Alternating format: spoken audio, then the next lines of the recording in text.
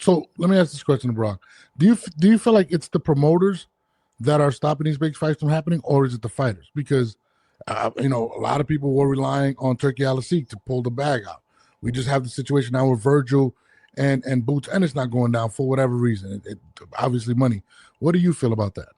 Yeah, I mean, it's kind of harder now to find fights that are not happening right now. And even that fight right there Yeah. is only postponed just a little bit. Eventually that's probably going to happen. So I don't even want to say that that fight is not happening, Mhm. because this, and it's just moved up to 154. So it's still fresh, it's still new.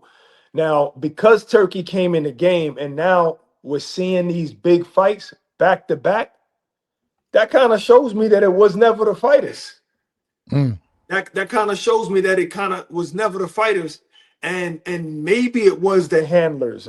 You could say the promoters, maybe the managers. I don't know, but maybe it was the money situation, and it just never really seems like fighters don't want to make the fights. It seems like it doesn't make sense for promoters, because when promoters have these deals with, when they do these long-term deals with different networks, that stops fights right there.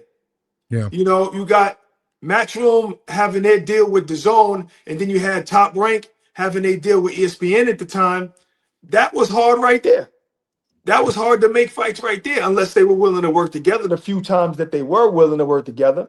So I think that's the issue. I don't think it was ever really a fight. Every once in a while it might be a fighter, but I don't think it was ever really a fighter.